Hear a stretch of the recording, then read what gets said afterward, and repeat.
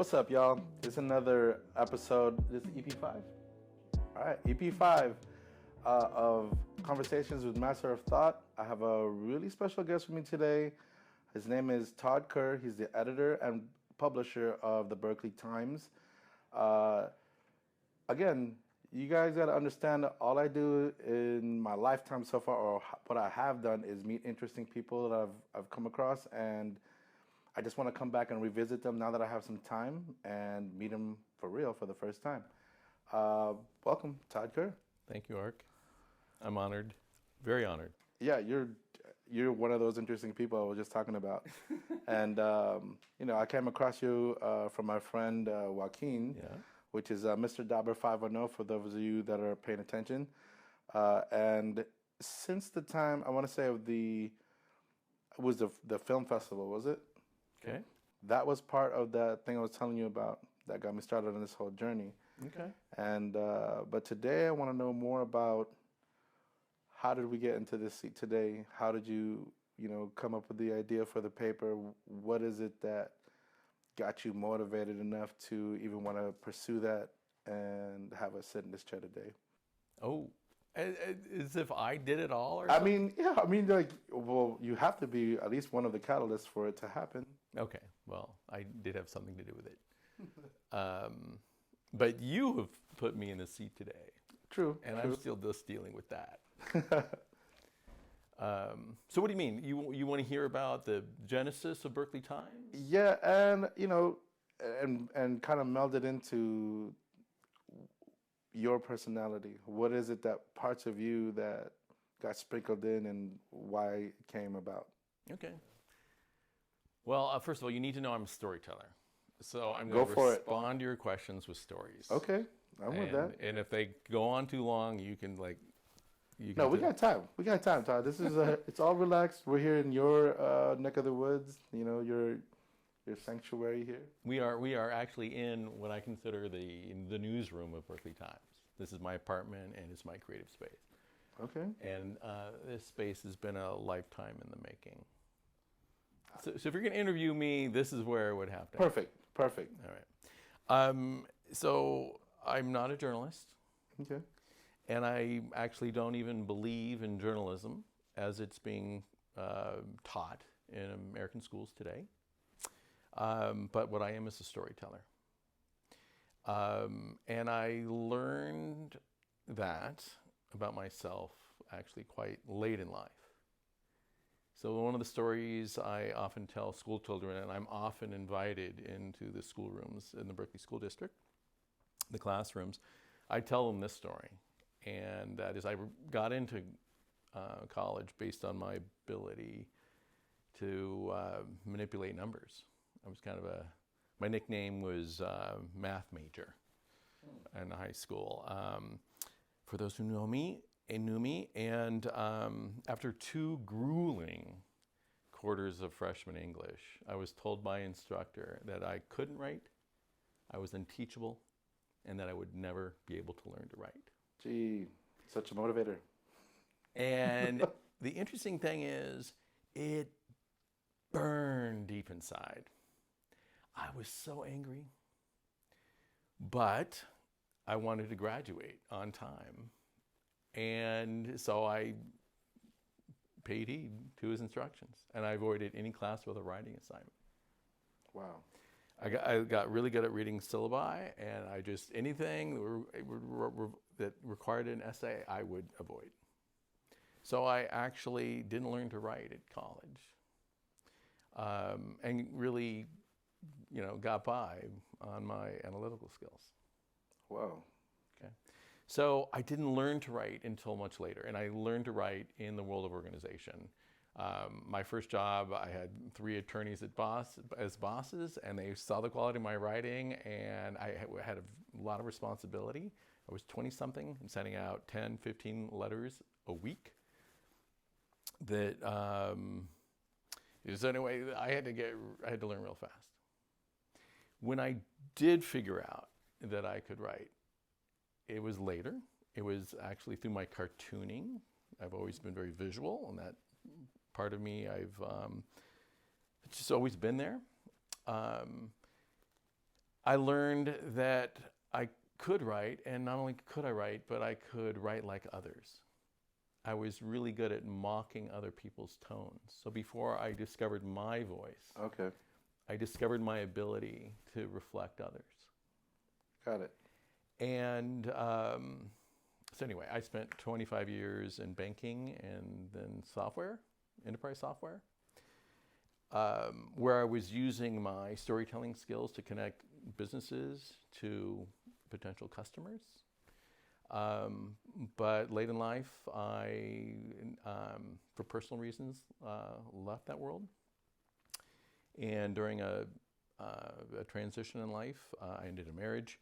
I wanted to do something that would make me happy again. So I started cartooning again.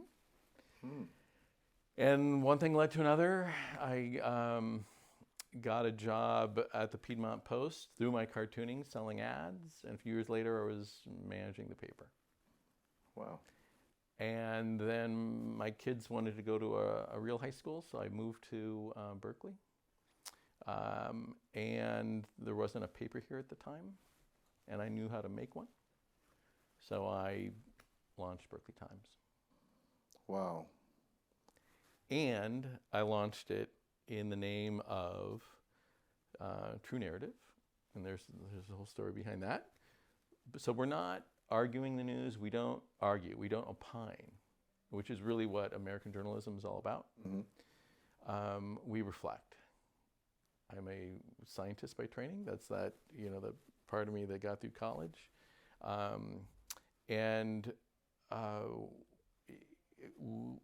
It's my strong belief that what the world needs now is an ability to recognize itself. Wow. And when I was in the technology world, I was a part of some very interesting teams and saw some of the future. And one of the things I saw early on is the iPhone. You were showing me yours earlier and talking about it. And some of the things that you talked about, or some of the things that we anticipated.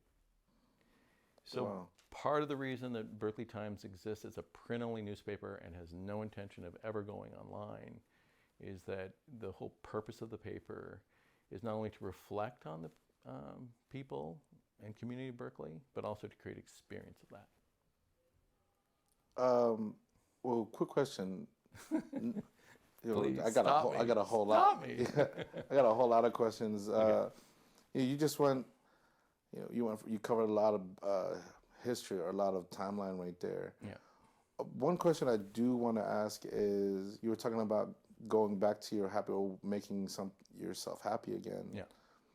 What is it about that cartooning that you knew was there? You said for a long time. What is it that makes you happy about that? Why is that a driving force for what makes you happy? Wow. I'm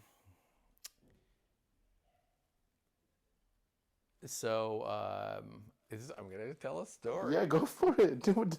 That's exactly why we're here. There's a few stories here, actually. So I grew up here in the East Bay, and I ended up at Stanford as my undergrad. And I still have notes from my freshman year where I was just doodling all over the page. And some of those doodles in my biology classes were cartoons. And I was drawing vegetables and animating them, adding human qualities. I think my first titled cartoon is Dead Beet. And it was a beet that was dead.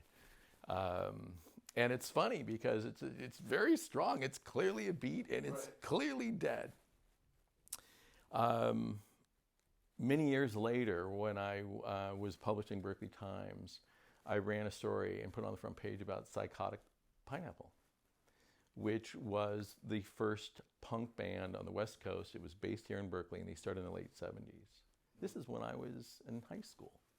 And the interesting thing is the lead of the band, I forget his name right now, was a cartoonist.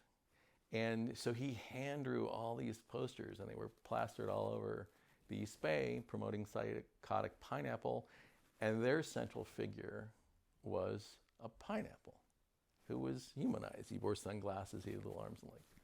So when I go back and look at my cartoons, I think I like cartooning because when I'm doing it, I think I'm being original.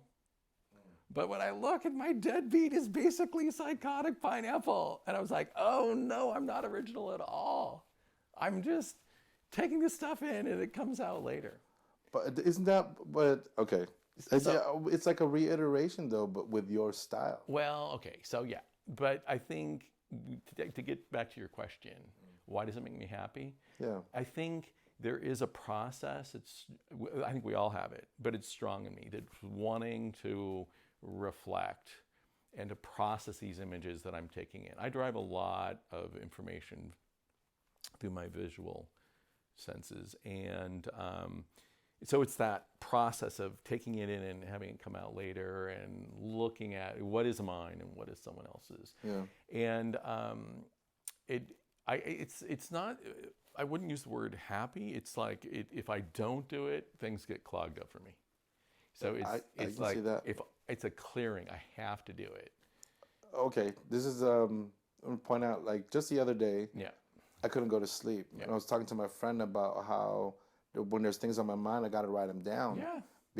And that has to be written, right? Well, you can't talk it out. No, because like people type or text or they'll put into a computer, but I can't do that for some reason. It has to come out of my hand as I got to write it on paper. Okay. There's like I don't know what it is. It's the rhythm. It's however it is, and I think people don't even write cursive anymore. Right? Have you heard of this? I still write cursive. And people think like, what is that? They're not teaching it anymore. Mm-hmm.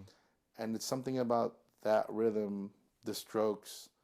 It just feels good. Do you journal? I do. I do. Yeah. Good.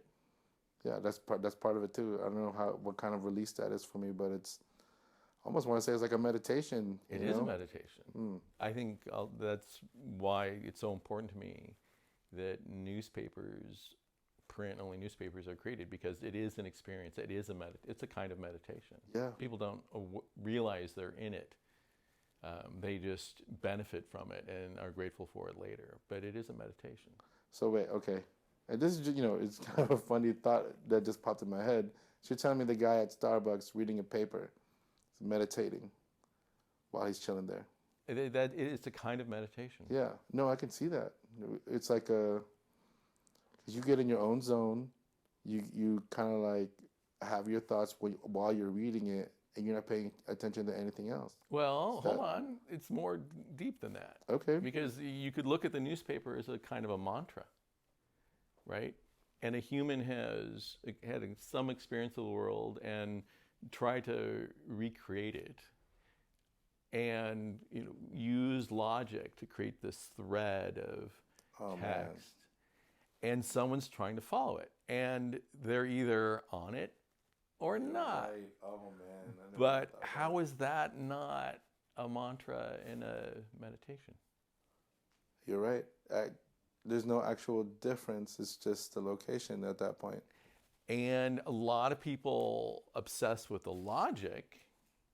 So they'll go, oh, well, this person said this and they're right. And they walk away maybe with, some sort of logical takeaway. But I say more important, especially now, especially with all the technology out there, is the fact that someone's stopping, unplugging, opening up this paper, browsing through it, finding something that's interesting to them, and then falling in. And what Berkeley Times attempts to do is not be right or wrong. We try to go deep. We try to reflect deeply so that when people get to the end of the story, even if they already know the story, they're pointing their paper and the finger and they're showing it to their friend. They're saying, this is it. Yeah. This is it. They can't even put words about how deeply it resonates with them. And that's, to me, what a beautiful community newspaper is all about, creating that resonance. Wow. And it is, to me, it's a meditation. I really feel that. And again, this whole thing is like trying to reach out to community. How did that kind of like sway parts of you? You know, are you really trying to reach people? Are you really trying to, you know, have them be included in the ideas, or is it more like these are things I want people to check out? Oh no, it's much more the former. It's to me, it's not about being a thought leader or even being right about what goes on the front page. What is far more important is that through this medium, or through this media, we are reflecting some of the unseen corners of this community. I think for some reason that suits Berkeley. It has a sense of itself, and it's very proud of its Berkeley-ishness. Yeah. But it also knows that as a community that there's more out there. Yeah. And I think people in Berkeley take pride in this questing formation, or this questing for what's new. There's this distrust in what is known. Yeah, fake news. Well, fake news is a distillation of that. But even in more accepting times, or political times, or Gotcha. more tolerant political times, I think people in Berkeley distrust what is codified as the known world. There's this belief that there is something deeper, there's something more. And so therefore, if it's baked and known, it can't be fully trusted. Gotcha. I gotcha. Because it's just a facsimile of what was known yesteryear. Okay, so in other words, it's the job of community newspaper to get out there and keep finding these aspects of the community where the spirit of this community is vitally present, being expressed, and yet new because no one knew it existed before. Not no one, but Yeah, no, I get that. I think, they talk about, like with raising kids or whatever, they say it takes a village. Mm. I think in that way, this paper helps with that. You're giving all the other, aspects, like you said, that we wouldn't be able to see. Hopefully. Yeah, and then, but the village is right there in the paper because we all get to commune together, and if we do get a chance to read it. Yeah. Because we are. Yeah. You have kids? I do not. No, but letting you know that they're welcome if it happens. I'm just saying. Okay. but yeah, I just lost my train of thought for a quick second. I wanted to know more about you, like, what is it like this altar up here? Like what's up there? You mentioned it a little bit earlier. It's like so many other stories that like lay upon there. I want to know more, like, where have you been? What is it that you've done aside from the paper?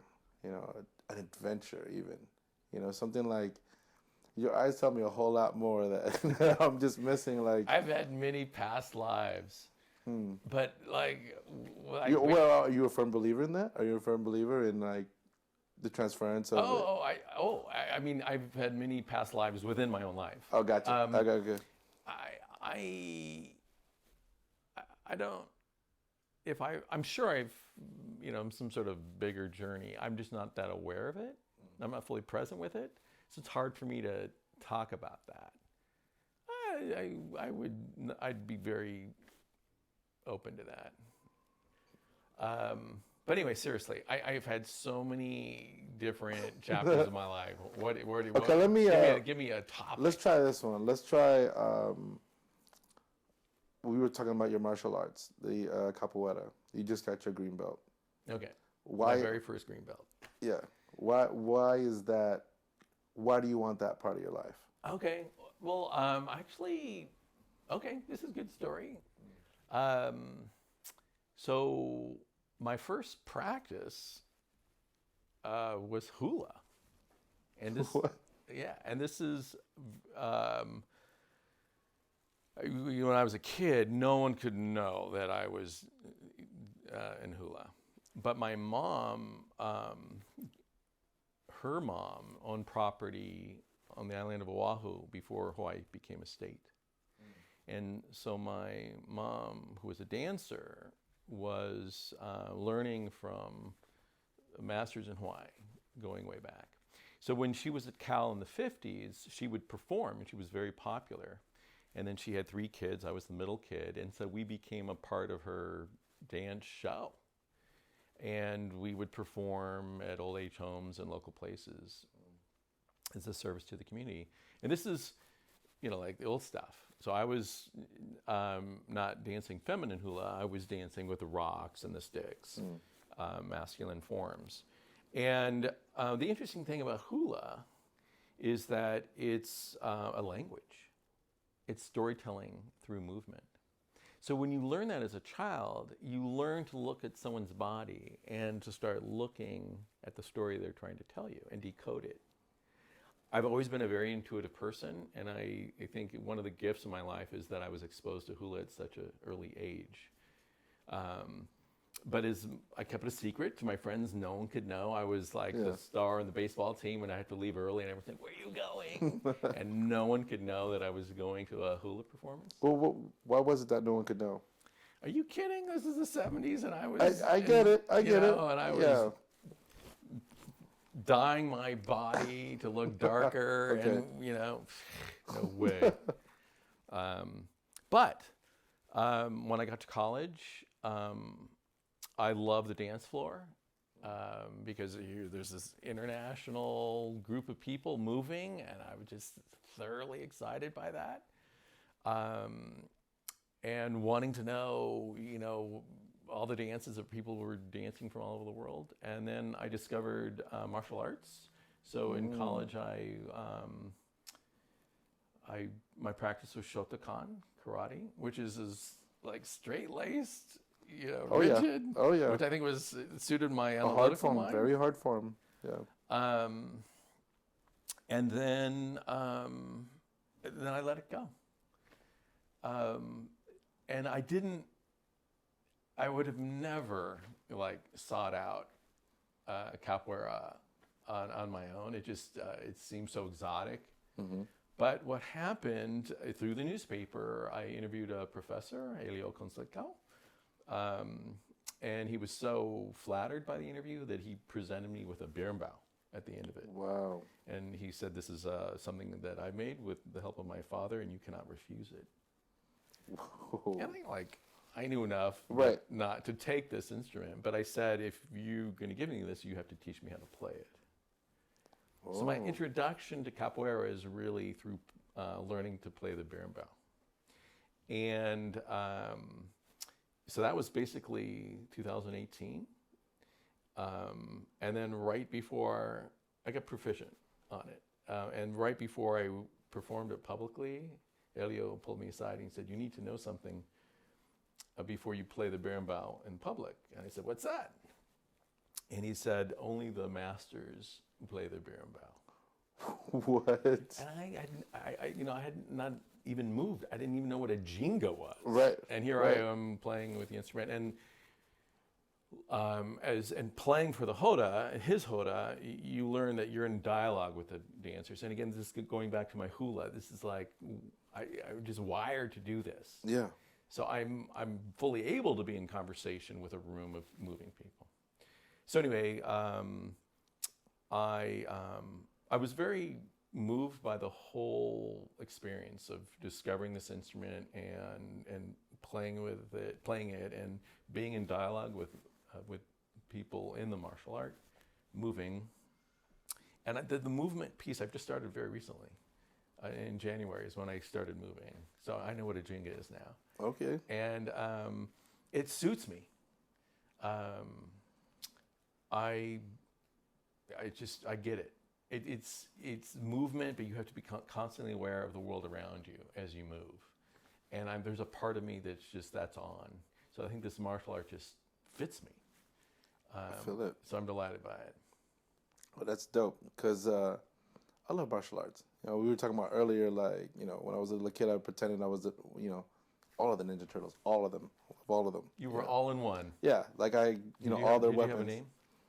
Oh no, they just, I just pretended I was each one every so often, and that kind of drove me. I went through traditional schools also, and then I eventually ended up in a rogue instructor's garage with only 600 students. And Wait, a rogue instructor? What kind of instructor? It's pretty much kind of like how Bruce Lee kind of branched off and started his own, Jeet Kune Do. It's very similar to that, where they may have gotten their black belt in one martial art, but then sought out other ones and would take out things in their system that they would no longer teach. And where is this happening? This is, so I was in high school at this point. But where in the world? This was here, California, in Richmond, near Hilltop. And, lucky enough, he was really one of those people, like you were saying, it's intuitive to him how to take parts in and out of systems.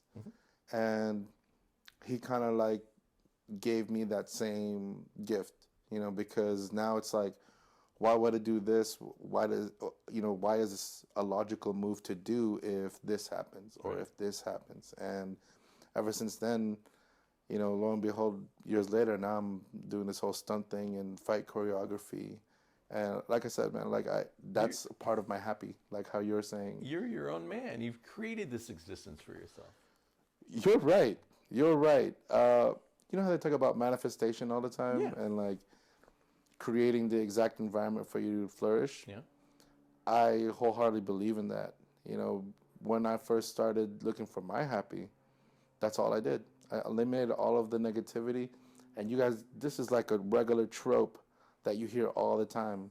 Get rid of all the negativity and only go towards what makes you feel good, what makes you feel happy. Because eventually those things that you're going towards will have some way you can monetize, or you can, find those where you don't necessarily have to have money to enjoy them, and life has happened that way for me. And this is part of it. What we're doing right now, sitting in these chairs, I'm talking to you and I'm finding about more about what humanity is like. You're giving me another piece of it, Oh gosh. Isn't that crazy? Well, it's just funny though. Yeah. I don't know. I don't think of myself as a fine example of humanity. I want to say right now, you're wrong. If you say so. I just say that because everyone has their own journey. Everyone has their own perspective. Yeah. And that's what I'm doing now. I'm going out trying to seek these out. They call me master of thought, but one thing that I have really found out is the more you know, you don't know. Okay. Because no matter how much I study on any one subject, that one subject can jump off into a tangent and then continue to drive me down another rabbit hole that I would never have looked at had I not looked at this one subject over here. Yeah. And then that's what keeps me going forward, this thirst for this knowledge. Yeah. And it doesn't have to be, profound every time. Sometimes it can be trivial. Some people think some of this stuff is more woo, like we were saying before, talking about synchronicity and how we end up in places. Yeah. But it was every decision that you ever made from the time you were born to the very moment we're sitting in this chair that got us to sit here. Yeah. There's no other reason for it. Yeah. But it was our choice. Can I add to that? Sure. So I hear you and what you're saying. And I think especially when I was younger, I saw my questing as like a pursuit of happiness too. But I'm coming on 60, I guess, getting up there. And a lot happens in life that's not so good. And I think early in life, I avoided these things, or I'd bottle up these experiences and set them aside and move on with my life, was sort of the approach I'd take. But shit happens. And at some point, I think you have to learn to accept that and actually embrace those more disappointing and sad moments. So I kind of learned at some point to get rid of good and bad, which were words I would use so to avoid difficult or challenging circumstances and experiences.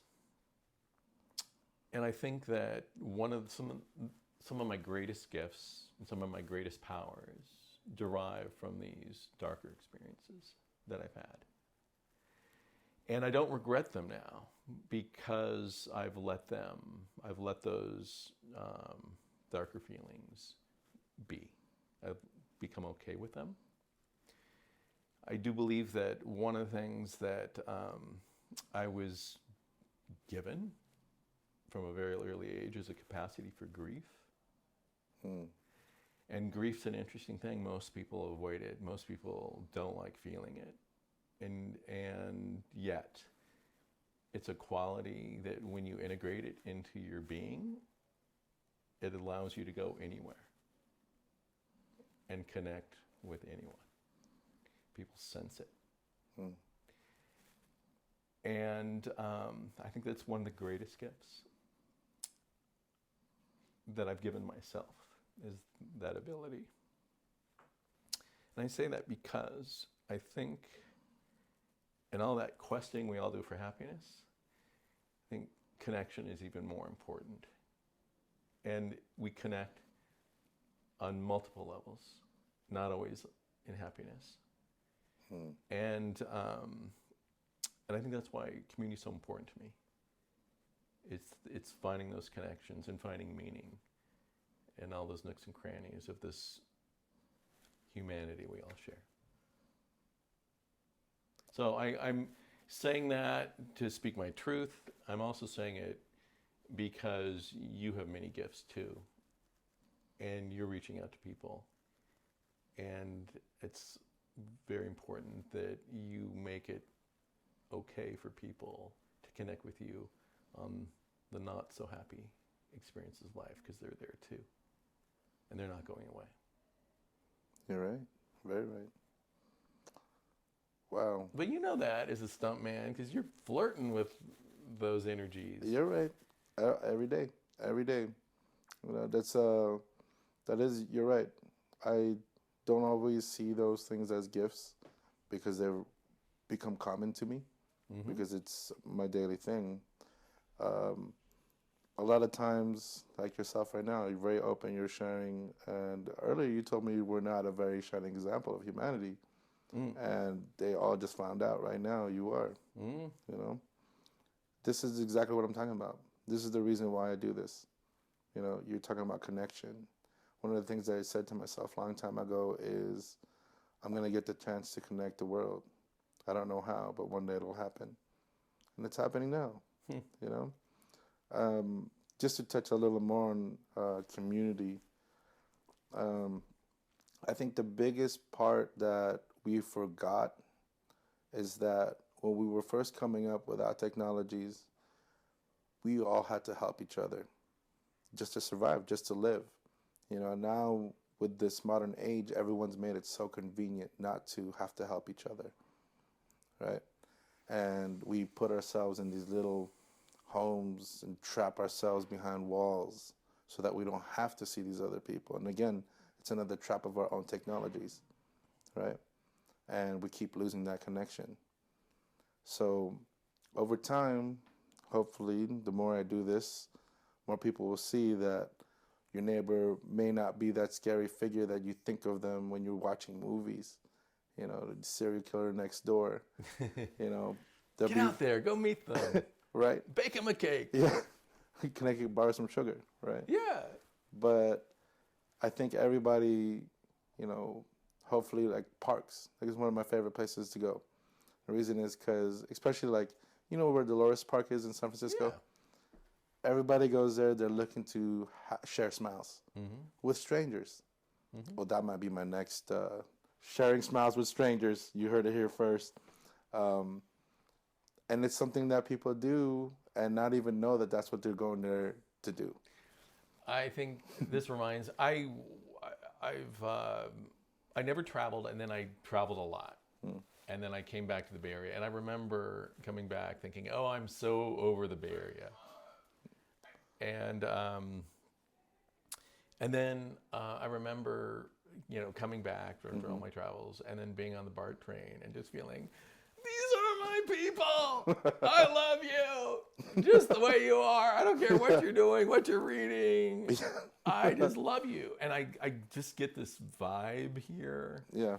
And it doesn't have to be at a park. It's just like just on the streets here. here. Yeah. No, I get it. I feel the people here. And I love that. And I think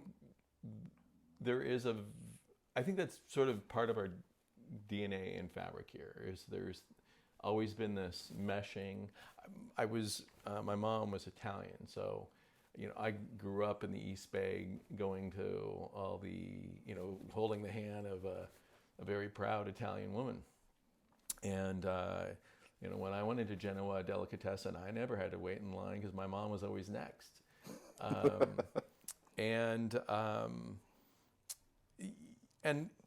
And yet, the Bay Area and East Bay is just filled with so many different people. Yeah. And it's that it's that excitement of just being on the sidewalk every day that excites me. Yeah. Yeah. I lost my train of thought. That's all good. It's all good. That's what this is about. It's just like free form, and you can speak on whatever you really want. How are we doing on time, guys? There's one more thought I can pile on that. Sure.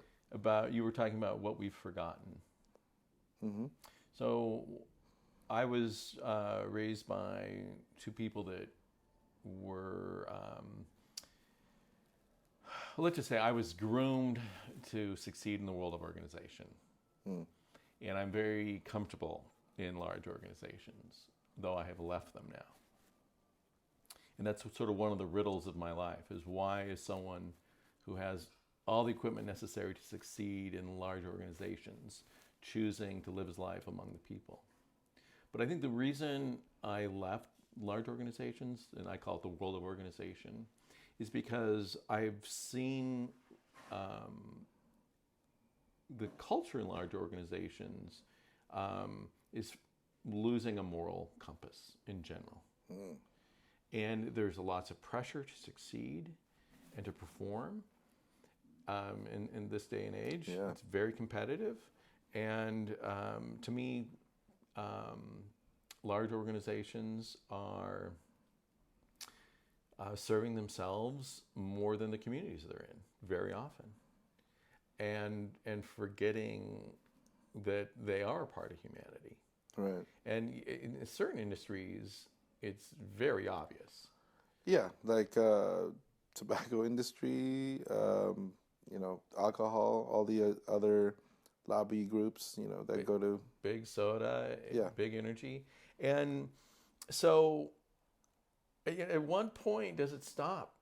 And if you're in that organization and you're just hell-bent of making a nickel at the end of the quarter so that you can survive and feed your family and do all the things you want to do, where does it stop? And I think, all the technology we have today sort of does perpetuate this competitiveness and isolation. Right. And yeah, that's maybe why I left that world and why I'm so determined to succeed with a community newspaper. It's simply to provide an opportunity for people to experience themselves authentically and at least do a sort of a mic check on what's true for them. Yeah. You're talking about the whole entities or like corporations and those big companies that really don't have that moral compass like you're talking about. We could go over multiple examples that have, I want to say, even changed the way we eat. You know what I mean? Those people have really driven the lifestyles of people today. If without economy, us wanting those all people. these, Yeah. It's us. I know. I get that. We are a part of them as much as they're, giving us what we want, right? Mm-hmm. That's what they're trying to do, give us what we want. But by moving their, profit line bigger, we don't necessarily want those things in a true sense, because it's all really just marketing. You know what I mean? When you're in it, I don't think you are able to see it the way you just described it. You are a cog in a wheel, and you are the graphic designer part of this machine that does something bigger, right? Yeah. So no one is seeing it. They're just trying to survive. Yeah. And it's not a sure thing.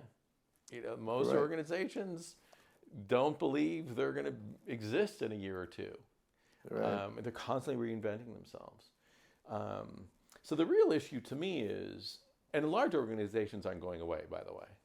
Oh yeah, for sure. It's how do we as individuals be ourselves in our communities and also be citizens within corporations and stay in balance. And it's these very basic things like eating and knowing where your food comes from and making good choices and eating healthy and right. Again, I'm very grateful to my Italian mom for taking me to all the fresh food markets that are here in the East Bay and still dominate the culture of food here. That's really critical. And the other thing too is, having grown up in a family of science people and analytical people. My dad was in business, but very analytical. Is that we've never trusted scientific studies. They're out there, but I remember coming home and saying, "Oh, mayonnaise this," and my parents said, "Ignore all that. It's not true." Of course, studies later would confirm, these. So you have to have a sense of the world and what's real and get to yourself. I don't think, I just don't. I mean, but when you say that, are you saying we should ignore all, these scientific journals and stuff like that? Or is it just like... Science is real, and science is really kept by large organizations. Wow. So you got to be really careful reading these things, because you also have to know who paid for it and what their agenda is. So there's one thing, the sugar industry. Okay. Like where they told, I think it was the New York Times or something like that, to run like a story about how bad fat was actually instead of sugar, and that's the what's behind this obesity crisis that we have now. Okay, so I'll tell you a story. So in 2014, the city of Berkeley attempted to be the first city in Berkeley to pass a soda tax. It was called Measure D. I'm a scientist. And I published a paper. I was so excited. I thought, great, finally we're going to get liver metabolism on the front page. And we can, really get into it and talk about politics related to sugar consumption and public health. And I worked my ass off to get the science on the page, on the printed page. But no scientist at Cal would allow their science to be put in a lay paper. Wow. And it became a real issue. I was begging the university and scientists who are on top of the science, and they refused. Why? Because their research dollars come from large corporations. Wow, And the president of the university put out a statement saying faculty are allowed to speak their minds, but they'll be held accountable for what they say. Right. If that's not a gag order, I don't know what is.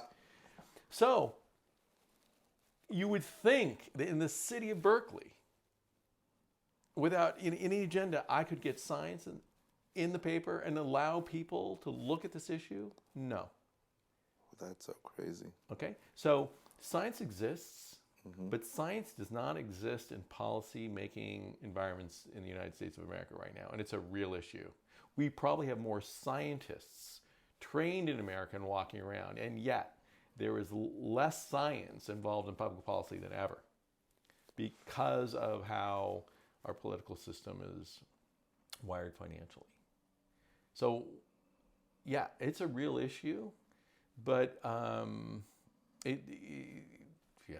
I mean, so that's all right. That's all right. So you just pointed something out to me that I'd never really even thought about, even in just this area alone. Okay. You know, I ended up getting some science in the newspaper, and you know how I got it? I discovered that a fifth grade classroom at one of the elementary schools did a study of their own school, and they studied 4th and 5th graders at the elementary school and their soda consumption, and they correlated the study by race. Whoa. Okay. Now, some of the teachers in the school refused to participate because they saw it as racially charged. Yeah. So it wasn't a full sample set, but it was a small sample set. But the results were convincing that the color was someone's race was highly correlated with their soda consumption.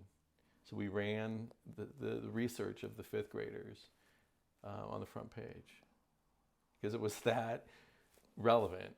And the teacher of the 5th grade class who oversaw the study happened to have a PhD in science and knew what she was doing. So it was a very limited sample set, but it was shocking to the community of Berkeley because they believe that those issues don't exist here.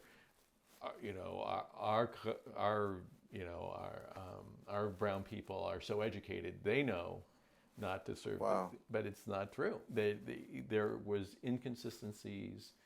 There are inconsistencies, and there's a performance gap here in Berkeley, and it was showing up in terms of soda consumption. But we couldn't get it from the scientists; we had to get it from the 5th graders. That is so crazy. So, I mean, you just boggled my mind right now because I never really thought of it. You know, I knew people would pay for things, you could skew samples or whatever when you're doing scientific studies, but just going about it that way, what do you think had them drinking more more soda? You know what I mean? It's kind of loaded because I want to say that I think it's how the advertising is done in those communities in comparison to the ones that are in a different area. That probably has a lot to do with it. I think so. There was always soda in my house, but it was always on the back step, and it was medicine. So it was not considered food. Got it. So when you were sick or you needed you would go and have a soda, and there was some specific purpose for it. So when you become a young adult and you start making choices for yourself, and you go get a hamburger and a soda, it was always weird to me. It's like, why are we having medicine with dinner? Todd, you just blew my mind again. I have never heard of soda as medicine. It's what it is. But this is a value that my family instilled in me, and this is what I'm talking about. Excuse me. Italians have something for everything. We don't like buying medicine Well, look at because in my culture or my household, soda was always a treat. It was like, oh, we're gonna go, we're gonna go to this far off place, and us as kids, we have to sit in the little seats in the back, so we're not very comfortable. So they're like, but if we go, we're gonna go get soda at McDonald's or whatever have you, and we're excited. Yeah. You see what I'm saying? Yeah. That's the thought process we had as little kids growing up, and you're over here telling me it's medicine. Well, but again, I think it becomes cultural. And I think in America, where we reinvent ourselves, it's very easy for large corporations to influence families and whatnot, but it's more important than ever. And when you become a parent, that's why I think I was asking earlier, it's really important that you give your kids the tools to be themselves, which means making good choices and standing up for themselves in terms of their food choices. I think it's where it starts and stops.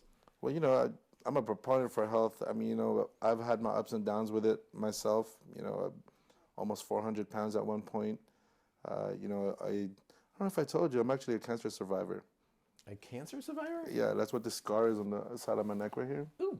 Yeah, and I came across, a lot of different eating styles, like the Gershon therapy, and, Dr. Sebi, that's really popular right now, just because of bad things that happened in media recently. But I think, just to go, on the health tip. Yeah.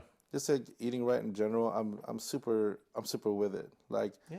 you can eat so many healthy foods and not gain weight, but you get that one bad, preservative filled food coloring, all this other stuff in it, and you go bloated for the whole weekend, And people, I think they don't understand that all those things that we're putting into our body that isn't as natural as it can be, or like, as from the earth as possible, before you consume it.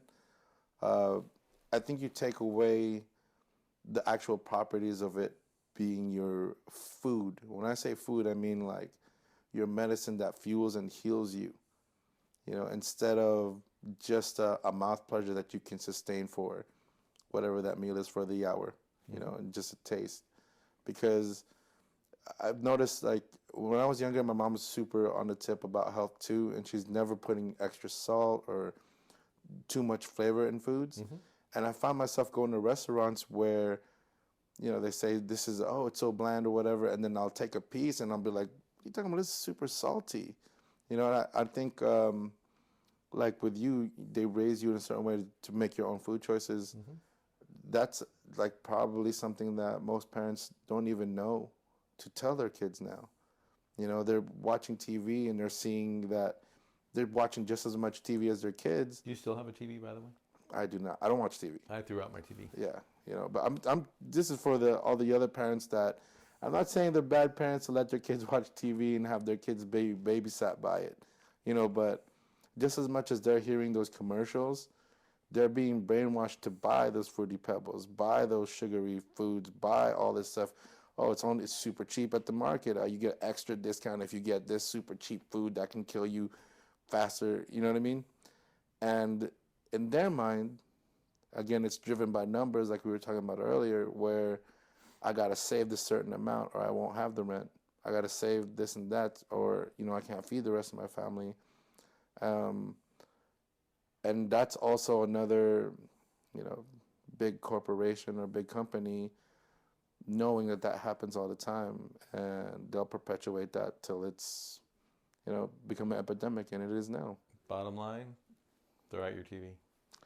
You heard it here, folks. Throw out the TV. And, that's another thing too. Not just consuming your nutrients for food, but feeding your own mind.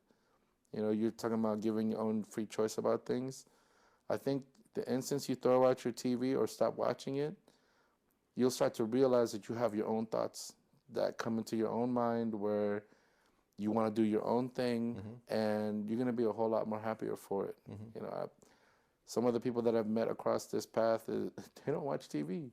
And, you wonder why, like, you could almost tell how shallow a person is by the size of their TV. Right? Because it's all they want to talk about. It's all they want to talk about, what I can watch on my TV, my gigantic TV, that serves nothing other than the purpose to waste your time and, have you chill. So much judgment. I know. Even though they say don't be judgmental, but like... I threw out my TV. I just want to say, this is all anecdotal. All right? This is all the people that I have come across that have this... There's something real there. So when I was married, and there was a TV in every room, and I couldn't stand it. So one of the things I did after the divorce is to get rid of all the TVs, and then I've just never brought them back. Yeah, and I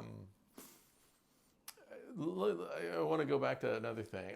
My Sure. kids are grown and gone now, but I've always cooked. And after they left the house, one of the things they like doing is coming back and eating. And now they bring their friends.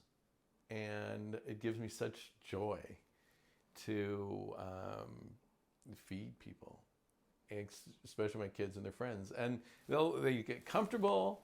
Yeah. They speak their minds. I feel like I stay young.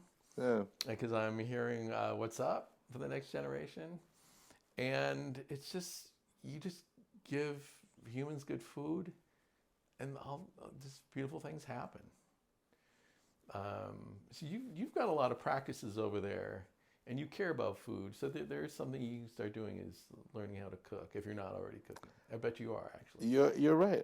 I'm learning, actually. I've actually even asked a couple of my friends if they want to do one of those cooking classes and just see what it's about. You know what I mean? I love cooking. Good. You know, like I also love eating. Right? My great brother, combo. Yeah, my brother is like legit better. Are you Italian? No. I'm from an island, just not Sicily or near that area. But, like I said, I was saying my brother is like ridiculously good at cooking food. Younger or older? Oh, younger. And I want to say it's because he worked at a place called Powder Keg in Hercules. Okay. And, he was like the sous chef. But, he didn't have, I guess like he's just helping with all the other stuff and he learned a lot of things. And in my head, I'm just like, we joke about it right now because he would get tuna in the can and then like just put it into a pan and get like onions and cheese and throw it. And then my brother would be so amazed. He'd be like, this was when, obviously when he was a little kid. And he's like, oh, Kuya, could you make me that tuna melt? And I'm just like, yes, I can. I'm like I was the best cook ever. And then now it's like reverse roles. But that's where it starts. Yeah. And you got to be okay with wherever it starts. Yeah. What matters is you take it to the next step. And that's one of the things I love about Berkeley is just you learn so much about food just by shopping. Yeah. Because you'll be like standing in, like, I don't know, the potato section or something, and there'll be something you've never seen. Someone will explain it to you. Yeah. I love sweet limes. I cook with them all the time, and I learned about them at Monterey Market.